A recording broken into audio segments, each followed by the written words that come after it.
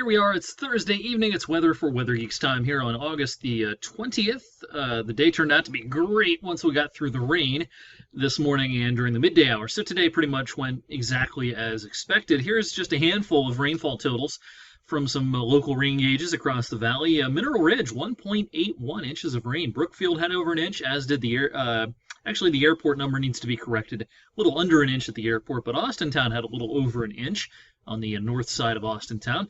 In Mercer County, Jackson Center, 0.78. Boardman, about a half an inch. Amounts definitely lowered as you got farther to the south in Mahoning County and down into Columbiana County. But nonetheless, just about the entire valley at least saw some rain this morning and early this afternoon. Need the rain. This is the latest version of the Drought Monitor, which is issued every Thursday. And, of course, we've had no issues with drought here so far this year because we had a very wet spring in June. But now we're in the yellow, and that means it's abnormally dry. We're not in a drought, but it's abnormally dry in eastern Ohio and into western Pennsylvania. So this is the first time we've had yellow on this map for the whole year. And I'll tell you, a little bit concerned that this area is definitely going to grow over the next couple of weeks. Check out the GFS from this afternoon. These are rainfall totals over the next 10 days. Notice in the next 10 days it prints out a goose egg in southern Ohio, not a drop south of I-70. Up where the valley is here, generally a tenth of an inch. That's about it for the next 10 days. And, I think this generally has the right idea. This is a dry pattern we're heading into to finish up August and head into early in September. So, our lawns are only going to get browner and browner, so at least we did get the rain that we picked up earlier on today. That rain, of course, is long gone this evening, and skies are clear. Clouds are hanging tough up in Michigan, but they're going to stay up there. So we're going to have a clear night tonight. The International Space Station flies overhead. Kind of a low pass tonight, but it will be going over the moon, which is kind of cool, and this starts at 9:25. I'll post about it on Facebook and on Twitter. A better space station pass coming up tomorrow evening.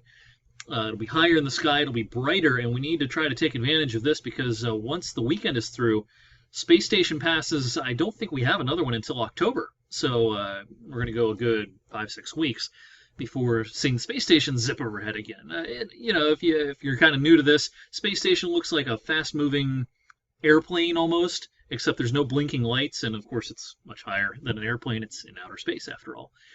So it's a cool thing to check out, and some people send in long exposure photographs of the space station streaking across the sky. Those are always really neat as well.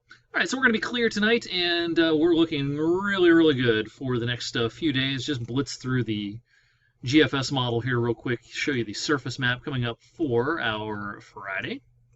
It's going to be a great Friday to get outdoors. High pressure centered over Cincinnati, and just a few passing fair weather clouds. That is it. Mid-70s, low humidity. Just about a perfect day coming up for our Friday. And if you're going to be like me and kind of stuck at work on a Friday, well, hopefully you have Saturday off, and promises to be a good day as well, as that high slips off to the north. We will get in on more sun. It'll be more seasonable Saturday. We'll get up to about 79 or 80, and then Sunday will be the warmer half of the weekend. Here's Sunday afternoon right here. Southerly wind trying to develop ahead of our next cold front. By Sunday afternoon, that front is out here. This will probably come through in the middle of the night, Sunday night. That's our best chance to get wet. Wee hours of Monday morning. As you can see, the GFS shows some showers here, and that's our tenth of an inch worth of rain, probably over the next 10 days. By Monday morning, the models are really shriveling this up and pushing it away, so I think we're going to be drying out quickly Monday morning, setting the stage for a cool midweek period as a trough sets up over the Great Lakes. Let's take a look at that 500 millibar chart here. This is a healthy, kind of fall-looking chart here. You don't see these deep troughs all that often at this time of the year. But here's the middle of next week, that trough kind of sitting over the Great Lakes, and this will continue bringing in the cool air out of the prairies of Canada and rotating through the Great Lakes. All the heat will stay out here. So we're talking some below-average temperatures for the middle of next week. Here's the 16-day GFS. We could bottom out with highs only in the lower 70s next Tuesday.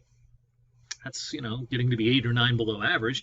Some spots will be in the upper 40s at night during the middle of next week. But then watch the trend as we head towards the end of August. This cool snap in the middle of next week will last a few days, And then I've been talking about this for a while, that August is likely to end on a pretty warm note, and the GFS ensemble shows last few days of August, middle and upper 80s, and that trend may very well continue into the Labor Day holiday weekend coming up during that first weekend of September. So warmer things are to come. Summer is far from over, but over the next week or so, we're going to have more cool days. And certainly over the next week to 10 days, we're looking at very little rainfall for our brown lawns. Well, that's tonight's weather for Weather Geeks. I'll see you tonight on 21 News at 11. Hope you have a great night, and I'll see you once again tomorrow.